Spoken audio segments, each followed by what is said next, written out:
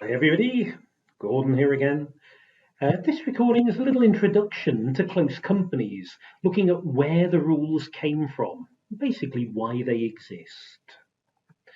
And to look at this, we need to go back to the 1970s, a great decade, the decade of my teenage years, glam rock. It was a cracking time. But actually, in terms of the economy of the UK, it wasn't such a cracking time. We were a bit of a basket case, to be honest, in the 1970s, politically and economically. The top rate of income tax was 83%. People are often stunned when they discover this, but it is true. It was on, and that applied to any income above £20,000. Now, to be fair, inflation has eroded the value probably about 10 times since then. But even so, 83%. But that wasn't all. If you had earned income, salary, profits of a trade, then you would pay national insurance. Now, the rate did vary a little bit over the 70s, but if we go with about 6.5%, that's probably pretty fair through most of the 70s. And then if you had investment income, you paid something called an investment income surcharge, which was an additional 15%, and that was on top of the 83% income tax. And that's where you get the oft quoted top rate of tax of 98%. It's actually income tax 83, and investment income surcharge of 15. And when you think about it, a tax return really was pretty simple. I mean, all you needed was two lines. How much did you earn? And hand it over. I mean, that was pretty much it. We're pretty much a communist society. Anyway, it's that framework that led to the close company rules. Let's sort of see why. Let's imagine you own a company. Your company is profitable.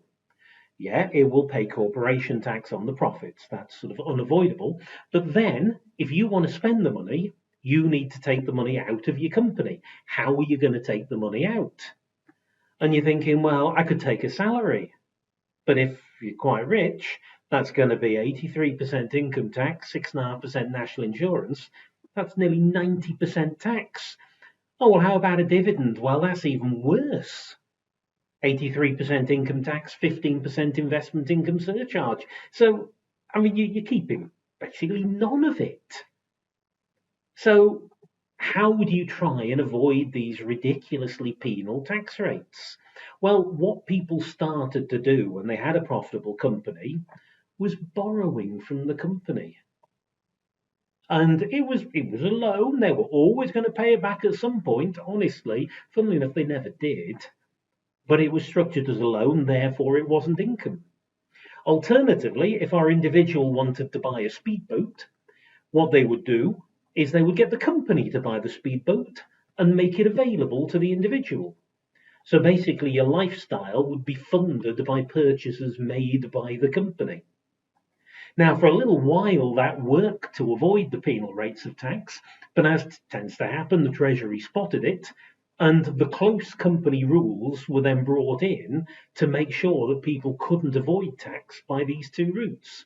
So the first thing they did was define a close company. It's basically a small company controlled by five or fewer shareholders, but in most situations, it's only going to have one or two shareholders.